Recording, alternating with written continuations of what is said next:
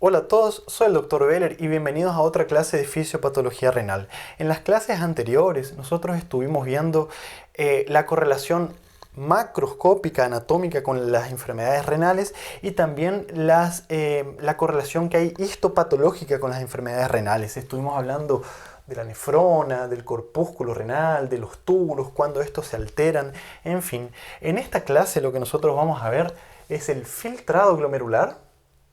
Vamos a ver cómo se produce normalmente y cuando hay una injuria renal, nosotros vamos a ver por qué este se altera. De esa manera nosotros vamos a entender la clínica y el manejo de estos pacientes. Yo les diría que esta es la clase más importante dentro de la fisiopatología renal, un resumen. Fíjense, esto que está acá representa la arteriola aferente, la sangre que le llega al glomérulo. Esto que está acá es la arteriola eferente, la sangre que se va del glomérulo. Esto que está acá representa a la membrana de filtración glomerular que hablé extensamente en la clase anterior, ¿sí? Esto que está acá representa la cápsula de Bowman y esto que está acá representa al espacio de Bowman o espacio urinario, ¿sí? Es bien importante que nosotros sepamos estos. Recuerden que la cápsula de Bowman estaba formada por las células del epitelio de la hoja parietal y las células del epitelio visceral representadas por los podocitos. ¿Estamos? Entre los podocitos y las células endoteliales había una membrana basal, ¿sí? Eso también tenemos que recordar. Y esto que está acá representa el túbulo proximal, el inicio del túbulo proximal con las células y sus bordes en cepillos. ¿Estamos? Ahora, ¿cuánto se filtra por día? ¿Cuál es la cantidad de líquido que el riñón filtra por día? Y la cantidad es 180 litros por día. Entre 140 y 180 litros. No se acuerden de memoria los números que yo les voy a decir porque esto varía según la bibliografía. Yo quiero que entiendan el concepto, ¿sí? De los 180 litros por día que se filtra, ¿sí? En los túbulos se reabsorbe el 99%, que representa más o menos, redondeando, ¿sí? 178 litros. Redondeando. ¿Estamos? Eso quiere decir que se va a formar más o menos 2 litros de orina por día. Esa orina formada va a contener todas las toxinas que nuestro cuerpo necesita eliminar. Ahora, vamos a entender de dónde salen estos números y por qué son importantes, ¿sí? Los conceptos en realidad. Fíjense, comenzando con el gasto cardíaco. Nosotros decimos que el gasto cardíaco es más o menos 6 litros, ¿sí? Vamos a redondear los números. De esos 6 litros,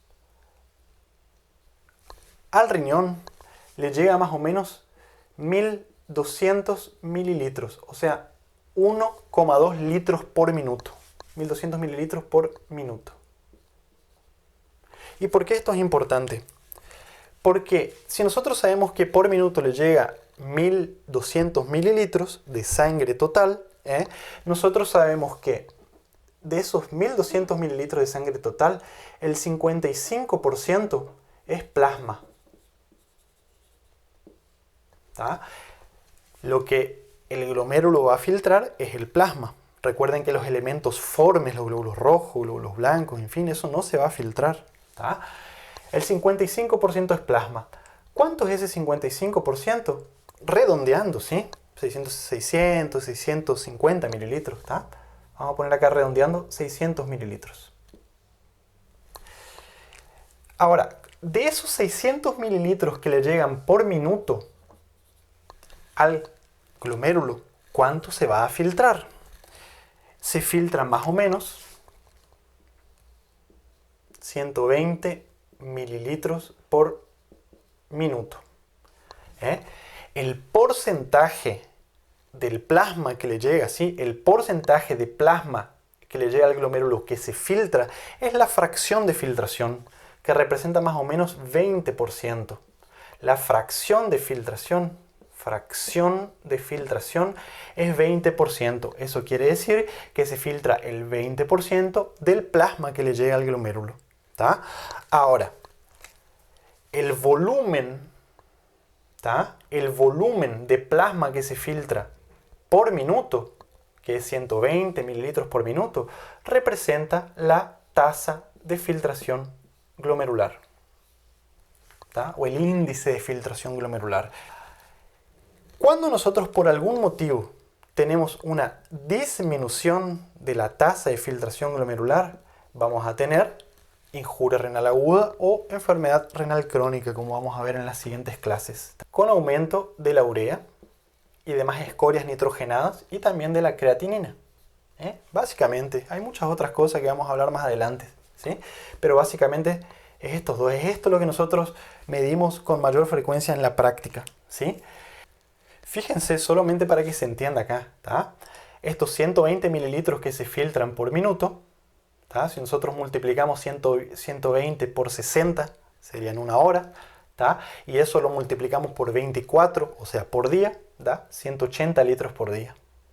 De ahí que sale este número. Bien, ahora, ¿de qué depende? ¿De qué depende que se mantenga constante la filtración glomerular? Va a depender de dos cosas. La filtración glomerular va a depender de dos cosas aquí.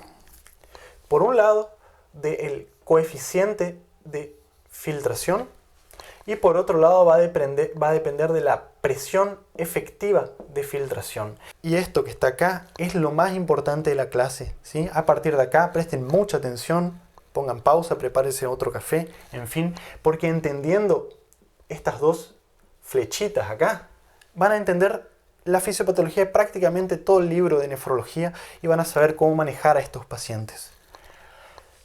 Entonces, vamos a comenzar hablando del coeficiente de filtración. El coeficiente de filtración es un número.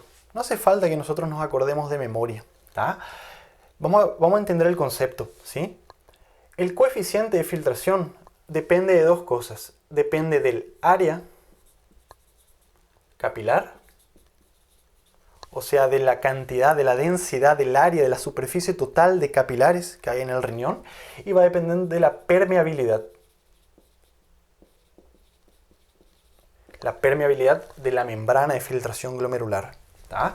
Conceptualmente, nosotros sabemos que si el coeficiente de filtración aumenta, va a aumentar la tasa de filtración glomerular. Por otro lado, si nosotros decimos que el coeficiente disminuye por algún motivo, va a disminuir la tasa de filtración glomerular. Vamos a ver con ejemplos, ¿sí? Vamos a imaginar, digamos que esta es un área de 1,5 metros, ¿tá? Que es más o menos lo que hay en 100 gramos de tejido renal, ¿sí? Esto que está acá es el área y esto que está acá representan los glomérulos, ¿sí?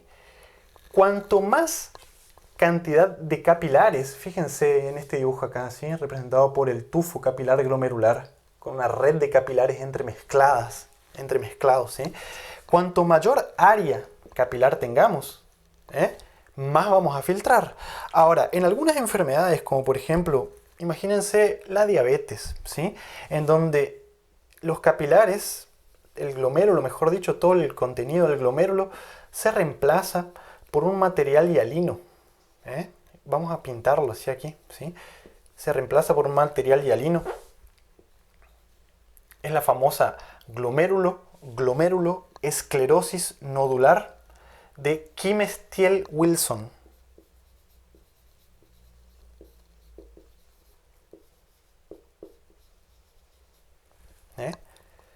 Recuerden que en la diabetes se va destruyendo los glomérulos y se van reemplazando por este material hialino, amorfo, acelular. Entonces disminuye, digamos, los capilares son reemplazados por estas sustancias acá. Entonces disminuye el área capilar. Por lo tanto, disminuye el filtrado glomerular, ¿sí? Ahora, en injuria renal aguda, por ejemplo, imagínense una glomerulonefritis proliferativa, una glomerulonefritis rápidamente progresiva con formación de crecentes, ¿sí? De medialunas, crecentes celulares que van a destruir, van a colapsar los capilares, las células proliferan tan rápidamente, digamos que terminan colapsando los capilares y disminuyendo el área capilar. También, una crecente celular que literalmente destruye el glomérulo y colapsa los capilares. ¿Vamos? Eso también va a disminuir el área capilar. Ahora, imagínense una situación como por ejemplo una microangiopatía trombótica. ¿Tá? Por ejemplo, una púrpura trombocitopénica trombótica o un síndrome urémico hemolítico. ¿Tá? En esas condiciones lo que ocurre es, digamos, que hay microtrombos, microtrombos en los capilares glomerulares. Y si hay microtrombos, la sangre no le va a llegar a la membrana de filtración, entonces se va a filtrar menos. ¿Se entiende? Es muy simple entender de esa forma que las condiciones que disminuyan el área capilar glomerular van a disminuir el coeficiente de filtración y por ende van a disminuir el filtrado glomerular, ¿sí? Ahora, en relación a la permeabilidad, nosotros sabemos que existen enfermedades como por ejemplo, de nuevo, la diabetes mellitus, ¿sí? O la hipertensión arterial sistémica, ¿tá? Diabetes mellitus, hipertensión arterial sistémica, en donde la membrana basal se va a engrosar, se va a espesar, y eso va a dificultar, digamos, que el plasma se filtre. Si ustedes quieren otros ejemplos, algunos casos de glomerulonefritis, por depósitos de inmunocomplejos en la membrana basal, en la parte subendotelial. Eso también va a provocar inflamación, proliferación celular, destrucción de la membrana basal, destrucción del endotelio, y eso también va a alterar la permeabilidad. ¿Estamos? Y también va a comprometer el área. Es simplemente para que se entienda este concepto. ¿Estamos? Bien. Vamos a pasar a hablar ahora de la presión efectiva de filtración. Fíjense, la presión efectiva de filtración, vamos a entenderlo como una fuerza. Es la presión o la fuerza que va a permitir que haya un movimiento de agua y solutos de este lado, o sea, del lado capilar, hacia el espacio urinario. ¿Tá? ¿Y de qué va a depender esa presión? Va a depender básicamente de las fuerzas de Starling. Son estas fuerzas de Starling las que van a determinar que el líquido se filtre. Y nosotros sabemos que existen fuerzas que van a favorecer la filtración, fuerzas que favorecen la filtración, y van a existir fuerzas que se oponen a la filtración.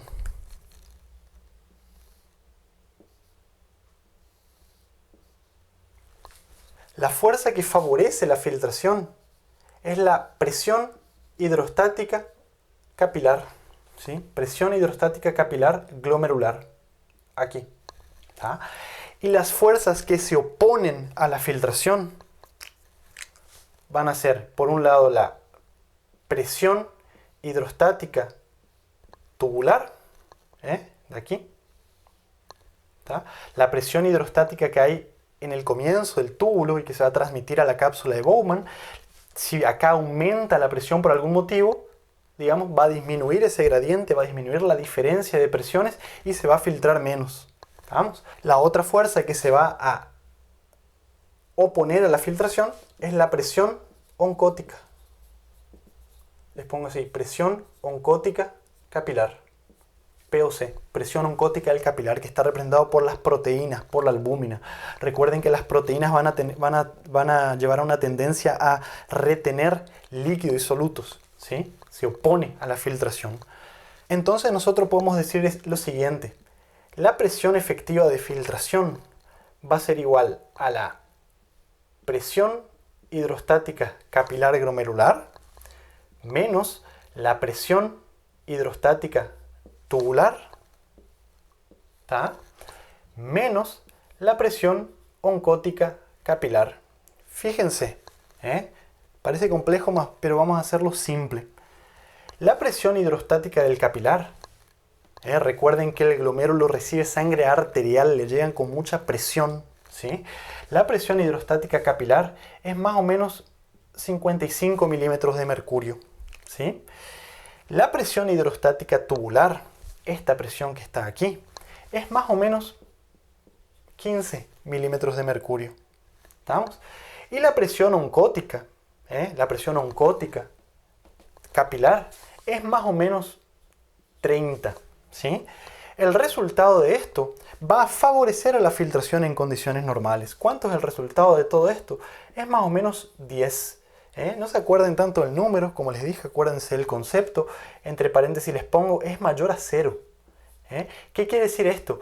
Que fisiológicamente, en condiciones normales, las fuerzas de Starling van a favorecer la filtración glomerular.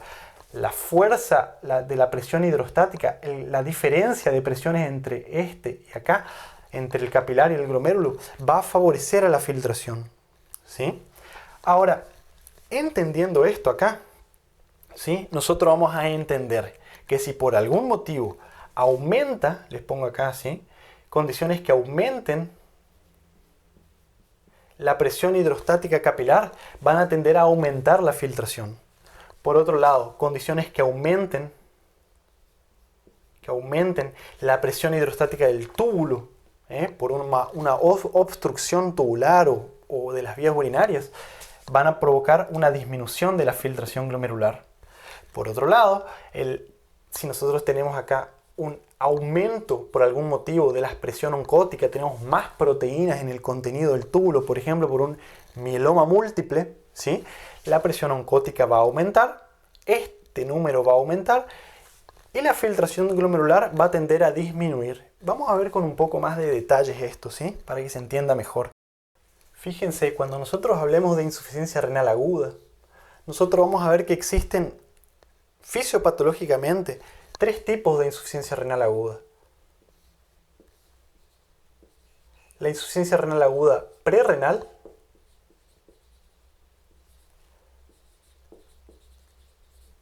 la insuficiencia renal aguda o injuria renal aguda renal intrínseca o renal propiamente dicha, ¿sí? Y por otro lado la posrenal.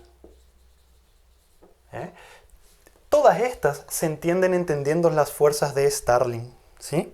A su vez, la renal va a depender de la parte del riñón que está predominantemente afectada. Pueden afectarse los glomérulos, pueden afectarse los túbulos, puede afectarse el intersticio renal en las nefritis intersticiales, por ejemplo, o pueden afectarse los vasos sanguíneos, como por ejemplo en las vasculitis, en las microangiopatías trombóticas, en fin. Vamos a empezar hablando de la prerrenal y la posrenal. Le pongo con número acá. 1, 2. Entonces yo les había dicho que en condiciones normales la presión efectiva de filtración es mayor a 0. O sea, se favorece la filtración. ¿Por qué? Gracias a la presión hidrostática del capilar, que es mayor a las otras. ¿Estamos? Ahora, para que esa presión hidrostática capilar se mantenga constante, el riñón tiene una serie de mecanismos. ¿Tá? En condiciones patológicas, sobre todo en la injuria renal prerrenal, cuando tenemos una disminución de la presión arterial, el riñón tiene una serie de mecanismos para poder mantener constante la presión hidrostática capilar. Fíjense, la presión hidrostática capilar. Ella se mantiene constante gracias al mecanismo de autorregulación.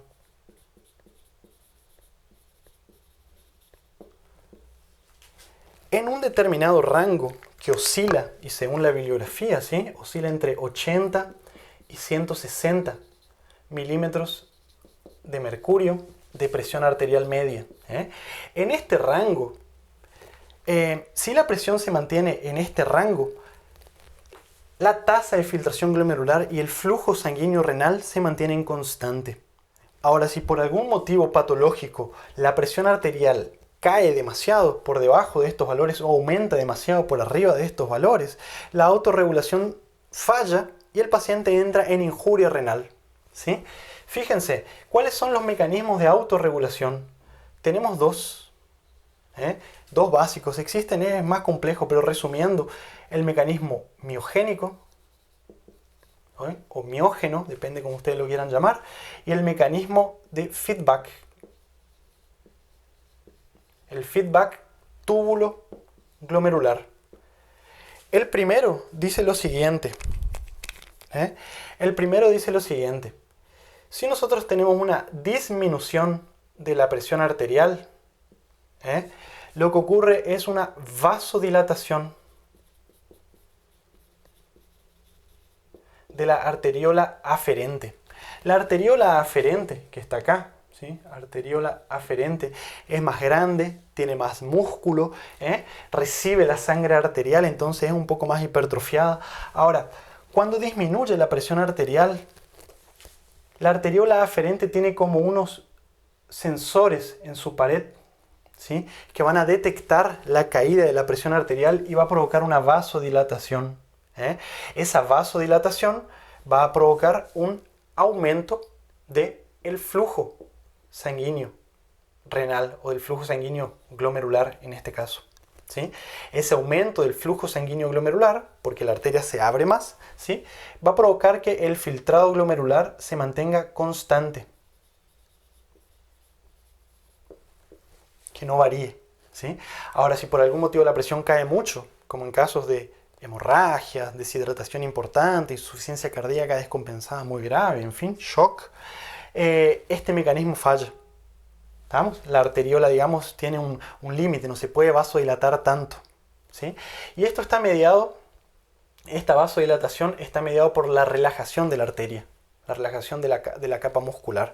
Ahora, por el contrario, si por algún motivo aumenta la presión arterial aumenta, lo que ocurre es la arteriola aferente sensa ese aumento de la presión, se produce un influjo de calcio intracitoplasmático y se produce la contracción de la arteriola aferente. Esa contracción de la arteriola aferente va a disminuir el diámetro, o sea, va a aumentar la resistencia de la arteriola aferente y eso va a hacer que disminuya el flujo sanguíneo, y eso va a hacer que el filtrado glomerular se mantenga constante. O sea, pese a que hay una variación de la presión arterial, este mecanismo dentro de este rango en pocos segundos logra o vasodilatarse o vasocontraerse. ¿Para qué? Para mantener el flujo, el filtrado glomerular constante, ¿sí? Ahora, ¿qué ocurre con el feedback túbulo-glomerular? Fíjense, les voy a hacer un dibujo acá. Aquí tenemos representado un aparato yuxtaglomerular. Recuerden que las células del túbulo distal en su inicio se modifican, ¿sí?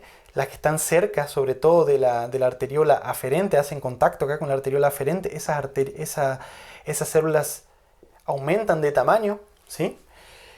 Y también aquí en la arteriola aferente, antes de entrar al glomérulo, algunas células se modifican también, se hacen más altas y forman el aparato yuxtaglomerular. Las células lo llama mácula densa y las células de la arteriola aferente se las llama células yuxtaglomerulares. ¿Qué es lo que ocurre aquí? Cuando nosotros tenemos una situación en donde se disminuye la presión arterial, el líquido que va a llegar por aquí, el líquido tubular, va a fluir de manera más lenta. En ese momento, al fluir de manera más lenta, le da más tiempo al túbulo, tanto al túbulo proximal como al asa de Henle, que reabsorban más cloro y sodio, ¿sí? ¿Por qué? Porque el líquido va más lentamente por la disminución de la presión arterial. Ahora, ese aumento de la reabsorción de sodio y cloro hace que le llegue menos cantidad de sodio y cloro a las células de la mácula densa. ¿Cómo va a interpretar la mácula densa y el aparato yuxtaglomerular? Va a interpretar que como le está llegando poco sodio y cloro, quiere decir que hubo una disminución de la presión arterial, que este flujo está más lento. Entonces, ¿qué es lo que ocurre acá? Las células de la mácula densa van a comenzar a liberar una serie de sustancias como por ejemplo prostaglandinas, óxido nítrico,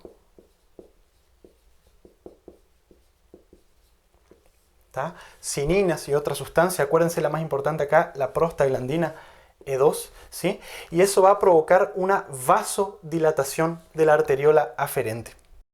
Ahora, ustedes imagínense un caso en donde haya una disminución de la presión arterial de cualquier causa, ¿sí? Por ejemplo, un paciente con shock, del que ustedes se imaginen, o un paciente que todavía no está en shock, ¿sí? Que está en la fase compensatoria, digamos, ¿sí? Una insuficiencia cardíaca, o un paciente con cirrosis, hipertensión portal, en donde tiene una tendencia a la hipotensión arterial. Ellos están en constante, digamos, en constante utilización de los mecanismos de autorregulación, ¿sí? ¿Qué pasa si a estos pacientes nosotros le damos un fármaco como por ejemplo un antiinflamatorio no esteroidal? Ibuprofeno, por ejemplo. El ibuprofeno lo que va a hacer es bloquear la síntesis de la prostaglandina, ¿sí? Va a bloquear la síntesis de la prostaglandina y va a interferir con este mecanismo de adaptación. Entonces, cuidado con estos fármacos, ¿sí? Ahora, además de enviar señales para que la arteriola aferente se dilate, ¿qué más ocurre en el feedback túbulo-glomerular? Las células de la mácula densa también envían unas sustancias que también pueden ser las prostaglandinas a las células yuxtaglomerulares, y estas van a liberar renina. La renina va a activar al sistema renina-angiotensina-aldosterona, ¿sí? Y la angiotensina 2 lo que va a hacer es actuar a nivel de la arteriola eferente, provocando la vasoconstricción. Entonces, ¿qué le ocurren a las presiones? Fíjense, si nosotros tenemos por un lado una vasodilatación de la arteriola aferente, ¿sí? Vasodilatación de la arteriola aferente. Y nosotros tenemos una vasoconstricción de la arteriola eferente. Por un lado le está llegando más sangre y por otro lado se está, digamos, cerrando la vía de salida. Entonces la presión acá va a aumentar. El feedback hace que cuando disminuya la presión arterial, aumente la presión hidrostática capilar, ¿sí? Por lo tanto, la presión efectiva de filtración y la fuerza va a favorecer la filtración glomerular en condiciones en donde baja la presión arterial. Ahora, como yo les había dicho, si baja demasiado, ¿sí? Y el paciente entra en shock, estos mecanismos se van a ver superados y el paciente va a entrar en insuficiencia renal aguda prerrenal. Recuerden que también cuando baja la presión arterial tenemos aumento del tono simpático, ¿sí? El aumento del tono simpático también provoca vasoconstricción de la arteriola eferente. Ahora, si la presión continúa bajando mucho, ¿qué es lo que ocurre? Las sustancias vasoconstrictoras van a superar en cantidad a las vasodilatadoras y van a terminar provocando también contracción de la arteriola aferente. Cuando se provoca la contracción de la arteriola aferente, lo que ocurre es disminución de la entrada de sangre acá. Y eso es lo que va a provocar la disminución del filtrado glomerular y la insuficiencia renal aguda, ¿sí? Ahora, otra situación. Imagínense que un paciente está en un estado hipovolémico, ¿sí? Está depletado de volumen. Y en ese momento nosotros le damos un IECA, un inhibidor de la enzima convertidora de angiotensina. ¿Qué le va a ocurrir si ese paciente está teniendo una hipotensión y está intentando autorregular la tasa de filtración glomerular, ¿sí? Si nosotros le damos un IECA, se bloquea acá este mecanismo de compensación y el paciente empeora aún más. Entonces, cuidado con el momento en que nosotros utilizamos fármacos bloqueadores del sistema renina-angiotensina-aldosterona. Vamos, esto es importante. Ahora, fíjense una cosa muy interesante acá. Cuando la injuria prerrenal es muy importante, cuando la presión baja demasiado, si sostenidamente la presión se mantiene baja, lo que ocurre es una injuria renal, o sea, la lesión prerrenal pasa a ser renal. ¿Y por qué ocurre esto? Porque la isquemia renal es tan importante que termina provocando necrosis tubular aguda. Fíjense. Siguiendo con el mecanismo de feedback túbulo-glomerular, fíjense cómo este mecanismo evita que se produzcan situaciones catastróficas en el organismo. Dicho de otra forma, evita que haya una poliuria masiva en algunos casos, como este que yo les voy a decir de la necrosis tubular aguda. Fíjense, les había dicho que el túbulo contorneo proximal, aquí, y el asa de Henle, sobre todo el segmento grueso, es donde tienen más mitocondrias, ¿sí? ¿Por qué? Porque tienen más bombas, más transportadores, en fin, necesitan más energía requieren mucha energía. Entonces en la necrosis tubular aguda, lo primero que se va a necrosar, digamos, es las células del túbulo proximal y las células del asa de Henle. Si nosotros tenemos necrosis de estos dos segmentos, ¿qué va a pasar con el sodio y con el cloro que se tienen que reabsorber acá? ¿Ellos se van a poder reabsorber o no? La respuesta es no. Entonces, en la necrosis tubular aguda aumenta la cantidad de sodio y cloro que le llega a la mácula densa. ¿Cómo va a interpretar? ¿Qué va a interpretar la mácula densa? Va a interpretar que le está llegando mucho líquido y que debemos detener esto, ¿sí? ¿Por qué? Porque si le está llegando mucho líquido y el paciente orina, se va a volver poliúrico. Y la poliuria va a deshidratar al paciente, va a llevar a la hipovolemia y puede matar al paciente. Entonces, ¿qué ocurre en la necrosis tubular aguda? La mácula densa sensa ese aumento de la llegada de sodio y cloro y manda señales a la arteriola aferente, por ejemplo, adenosina. ¿Sí? La adenosina va a provocar vasoconstricción.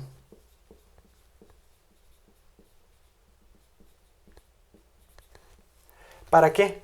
Para disminuir el filtrado glomerular. Y es por eso que en la necrosis tubular aguda ocurre disminución de la tasa de filtración glomerular, o sea, IRA, insuficiencia renal aguda, oliguria,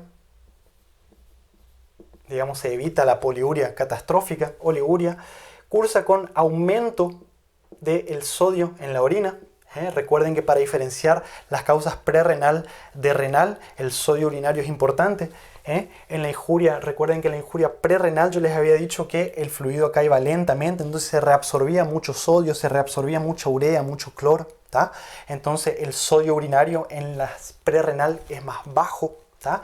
En la renal, por la necrosis que hay de las células, pasa mucho sodio a la sangre, a la orina, ¿sí? Entonces aumenta el sodio urinario, ¿estamos? En fin. Voy a detenerme por acá. Necrosis tubular aguda es tema de otro video, hay muchas más cosas para hablar. Vamos a seguir hablando ahora de las otras fuerzas de Starling rápidamente, ¿sí? Para que se entienda la fisiopatología y el tratamiento, ¿sí? La injuria postrenal es más simple. Fíjense, nosotros decimos que para que se mantenga la presión capilar a favor de la filtración glomerular, debemos tener más de 0, ¿sí? Aquí, como les había dicho anteriormente. Ahora, ¿qué ocurre si, por ejemplo, aumenta la presión hidrostática tubular? Por los motivos que ustedes se quieran imaginar. Les voy a poner algunas causas que son interesantes, ¿sí? La primera, vamos a imaginar que tenemos acá. Si nosotros tenemos, por ejemplo, una obstrucción, ya sea de la uretra, ¿tá? Por un cálculo renal, por ejemplo, aquí en la uretra, o por ejemplo tenemos un paciente con hiperplasia prostática y esa hiperplasia se inflama, tiene una prostatitis y cierra acá el canal de la uretra, o tenemos, por ejemplo, cálculos bilaterales o una fibrosis retroperitoneal que está, digamos, cerrando los cálices, los uréteres, ¿sí?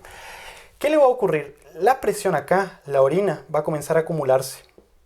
Clínicamente, el paciente, si tiene una obstrucción baja, va a tener el famoso vejigoma, un tumor en el hipogastrio, que nosotros vamos a palpar y vamos a verlo con la ecografía point of care, ¿sí? Si esto no se resuelve, si no se le pasa una sonda o se le hace una cistostomía al paciente, este paciente va a continuar aumentando las presiones. El aumento de las presiones va a provocar hidronefrosis, ¿sí? Va a provocar hidronefrosis. Si esto no se resuelve, no se le pasa un catéter de doble J acá, o se le hace una nefrostomía, ¿qué le va a ocurrir? Aumentan las presiones dentro del túbulo. El aumento de las presiones dentro del túbulo va a llevar a un aumento de la presión hidrostática tubular. Entonces va a haber una tendencia a disminuir el gradiente o la diferencia de presión que hay entre la presión hidrostática capilar y la presión tubular. Entonces va a tender a 0. Es por eso que el aumento de la presión hidrostática tubular puede provocar una disminución de la tasa de filtración glomerular. Y esa es la fisiopatología de la injuria postrenal. Esto puede ocurrir en otras situaciones. Vamos a imaginarnos, por ejemplo, un paciente que tiene una lisis tumoral, un síndrome de lisis tumoral, un gran linfoma. Ese paciente hace una quimioterapia y las células tumorales se destruyen, comienzan a liberar en sangre los productos intracelulares, potasio, fósforo, ácido úrico, etcétera, les digo por ahora, ¿sí? El ácido úrico se filtra, hay un exceso de ácido úrico, el ácido úrico se cristaliza, ¿sí? De tanto ácido úrico que hay, se cristaliza y provoca una obstrucción tubular. La obstrucción tubular también aumenta la presión hidrostática tubular y genera insuficiencia renal aguda, ¿sí? O imagínense, lo mismo ocurre con la rhabdomiólisis o las hemólisis, las hemólisis, anemias hemolíticas muy graves, ¿sí? En donde se forman, digamos, cilindros agregados de mioglobina, hemoglobina que obstruyen los túbulos, ¿tá? O imagínense, si nosotros queremos decir acá que hay, por ejemplo, una lesión intersticial. Imagínense una nefritis intersticial aguda, un paciente que está tomando omeprazol y que empieza con oliguria y aumento de la urea, de la creatinina, o sea, una injuria renal aguda. ¿Qué es lo que le ocurrió? Ese paciente tiene células inflamatorias. Las células inflamatorias van a comprimir a los túbulos. Las células inflamatorias y el edema intersticial va a provocar una compresión de los túbulos. Y esa compresión de los túbulos va a aumentar la presión hidrostática tubular y va a llevar a la insuficiencia renal aguda oligúrica, ¿sí? Fíjense cómo entendiendo las presiones, como yo les había dicho al inicio, parece complejo al inicio, pero si les queda grabado el concepto, van a poder explicar todo, ¿sí? En el caso, por ejemplo, del paciente con una hiperplasia prostática o un cálculo, ustedes van a saber que desobstruyendo mejoran la presión acá y mejora la tasa de filtración y la diuresis del paciente. En el caso de la nefritis intersticial, ustedes van a entender por qué que hay que darle corticoides al paciente para desinflamar, para disminuir la presión de los túbulos. Si ustedes tienen, por ejemplo, mucho ácido úrico acá en una lisis tumoral o en una mioglobinuria masiva o en una hemoglobinuria masiva, ustedes saben que este paciente se tiene que hidratar. ¿Por qué? Para intentar diluir esto acá, mantener la euvolemia, estimular la diuresis, sacar esos túbulos de ahí, ¿sí? Fíjense cómo la fisiopatología explica todo, gente, Si te está gustando el video, acordate de inscribirte al canal y mandame tu foto viendo el video por Instagram. Eso nos gusta mucho a nosotros, nos ayuda a seguir creciendo. Entonces, hasta ahora nosotros hablamos de la presión hidrostática capilar, cómo esta se altera, cómo esta se mantiene con los mecanismos de autorregulación y qué ocurren cuando estos fallan, ¿tá? Nosotros hablamos de la presión hidrostática tubular, también, qué ocurre cuando esta se altera. Y ahora por último, dos palabras de la presión oncótica. Presión oncótica. Recuerden que la presión oncótica es dado por las proteínas. La albúmina acá, o las proteínas en general, van a tender a aumentar la presión oncótica. La presión oncótica va a provocar la retención de líquidos insolutos, ¿sí? Nosotros no consideramos la presión oncótica de la cápsula de Baumann. ¿Por qué? Del espacio urinario, mejor dicho. ¿Por qué? Porque es despreciable, hay muy poca proteína. Entonces no se la considera en la fórmula. Ahora, si nosotros tenemos una situación en donde aumenta la presión oncótica dentro de los capilares, como por ejemplo en el mieloma o en cualquier paraproteinemia o paraproteinemia, ¿sí? El aumento de la presión oncótica va a provocar aumento de la fuerza que está tentando, que se opone, digamos, a la filtración y puede contribuir, ¿sí? Contribuir a la disminución del filtrado glomerular. Por otro lado, si nosotros tenemos una disminución de la presión oncótica, por ejemplo, en caso de desnutrición proteico-calórica importante, la disminución de la presión oncótica va a provocar que se aumente la filtración glomerular, ¿sí? Ahora, lo más importante que se tienen que acordar acá es esto. ¿Estamos? Eso fue la clase de introducción a la insuficiencia renal aguda. Es obvio que yo no les puedo hablar de todo en 30, 40 minutos. Hay mucho más para hablar. En nefrología vamos a hablar de necrosis tubular aguda, de las causas de insuficiencia renal aguda, cuál es la clínica, cómo manejamos, cómo tratamos, vamos a hablar de las alteraciones hidroelectrolíticas, vamos a hablar del sodio, del potasio, acidosis metabólica, en fin, nefrología hay para rato, hay para mucho tiempo. Recordad de seguirnos en las redes sociales, Instagram, Twitter, Facebook. Nos vemos muy pronto con mucho más material. Saludos.